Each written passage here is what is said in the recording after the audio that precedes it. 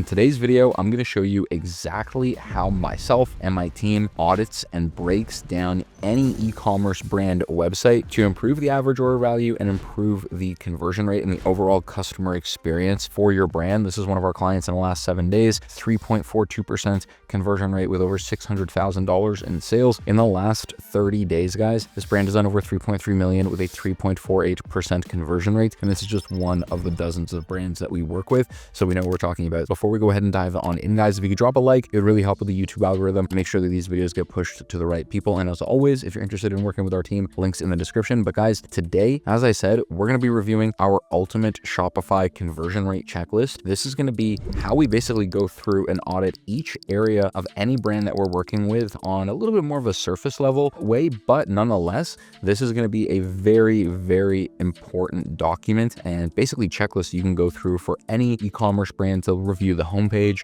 the navigation menu, the collection pages, the product pages or landing pages, FAQ pages, your cart drawer, and your checkout page, right? I know there's a lot more that can be done in terms of conversion rate optimization, upsells, etc., things like that. And that's not necessarily included in this checklist. This is more of a checklist that you're going to want to use anytime you're working with a client, you're working with a brand, or even for your own brand, just to grab this, go through and put an X beside this, put a check mark beside it, right? Make sure you go through each of these little areas, see what you have and see what you don't have. So let's go through this really quickly. So the homepage, guys, right? This is obviously going to be the homepage of your website. So as I said, this is basically a little checklist where each of these things, you don't necessarily need to have every single one here, but you generally should have probably like 80 to 90% of these things checked off on the list. And if you go through this and maybe you have like 2 or 3 of these things checked off, but you're missing everything else, definitely want to go ahead and implement it. So number one is going to be mobile first optimization. Obviously, 90% of our traffic, if not more, is going to be coming from their phone. High loading speeds. Guys, this is super important, especially in the e-commerce space. If it takes 5 seconds for me to load your website, I'm probably going to click off. You're going to lose a lot of people there. Social proof within basically every thumb's reach, right? Things like, reviews, testimonials, as seen in, etc. Because that's going to be one of your biggest hurdles as an e-commerce brand is social proof, right? And getting people to trust your brand. Next, hero image offers, right? So on your website, on the homepage, the hero image, the very first big banner on your website, this is a great place to place an offer or a discount that's prominently displayed on your website. Visible discounts, right? So highlighting things like promotions in a sticky banner is important. Engaging visuals, right? Making sure you actually have great content on your website. You're using good color palettes as well.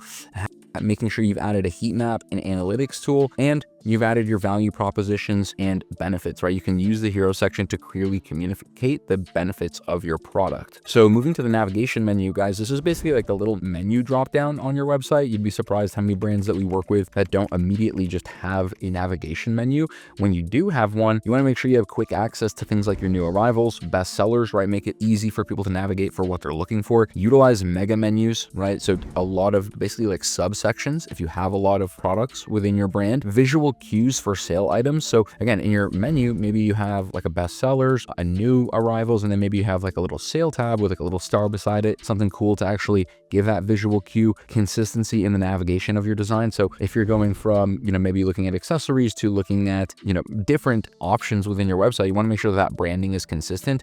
Sticky navigation, right? So as people scroll to the bottom of your website, they don't need to scroll all the way back to the top, find the menu or find the search bar, right? You want to make sure you actually have a search functionality on your website. You'd be surprised how many brands that we work with that don't have that in the first place. Then moving over, right? Kind of moving on down the funnel, right? So homepage, right? That's where they're going to land. Navigation menu, that's where they're going to look for what they're looking for. The collection page, if they're going to click on accessories, right? They're going to click on the collection page of accessories. And then here you want to make sure you have filtering and sorting options, great product thumbnails, consistent layouts. You'd be surprised how many times you work with a brand that they have a 9x16 photo, then a 1x1 photo, then a 3x4 photo, and it's all mismatched, doesn't look professional. Limited time offers, right? So making sure that if you're actually having a sale on a certain product inside of the collection page, highlight that, right? So it's not just on the product page.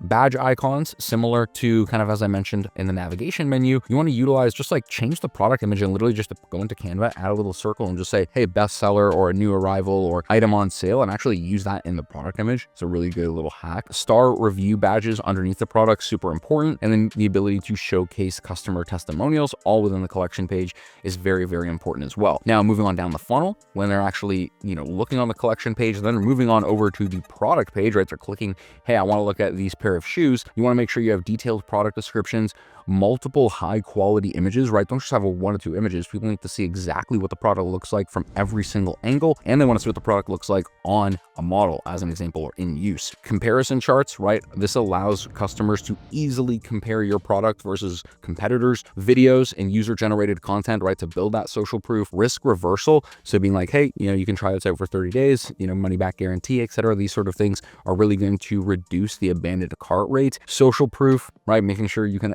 continuously build that. And then A/B testing, right? So make sure you're actually testing on your product pages, different images, different descriptions, different call to actions until you find that sweet spot. Now, if people start to navigate on your website, they might go to the FAQ pages, right? They're interested in learning a little bit more about your brand, why you guys started it, who the owners are, etc. So you want to make sure, first of all, you actually have this and there's easy navigation to get there, whether it's in the menu bar or whether it's in your footer. And you want to make sure you have detailed information about the brand story, the brand owner, etc. Dynamic content. So make sure you update your frequently asked questions to actually, answer what people are asking, right? If you may have like a lot of consistent questions, make sure you answer that in the FAQ. You can even have like a little link to that on the product pages. And then contact options, right? Provide easy ways to get additional help, whether it's like a contact form, an email, or even a chat bot now with AI is really, really something that we've been looking into. Now, kind of zooming out a little bit further, right? The cart drawer is different than a cart page, right? Oftentimes we'll see brands where if you click the cart button, it takes you to a completely separate page and it removes the customer from that shopping experience. We want a cart drawer, meaning if they hit that cart button, it's just a little slide that pops up and it doesn't remove them from that actual page. It just sort of hovers over it. And so you want to make sure not only do you have a cart drawer,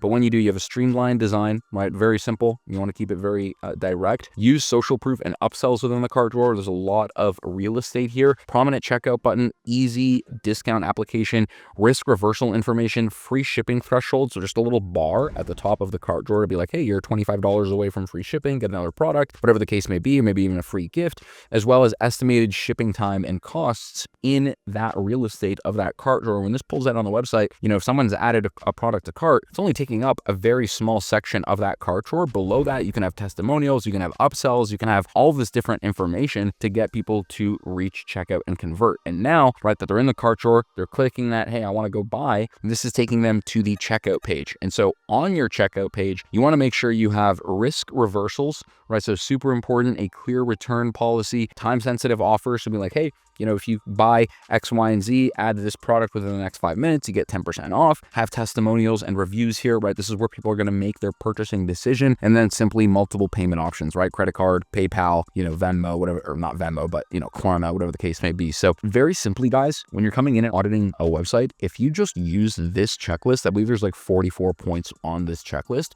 If you come in and go through this, I can guarantee you, unless you have all of these on your website already, which I guarantee you probably don't, this is going to have a way to not only improve your conversion rate, improve your average order value, but overall improve the customer journey and experience on your website. So thanks so much for watching, guys. Hope you enjoyed, and I will see you in the next one.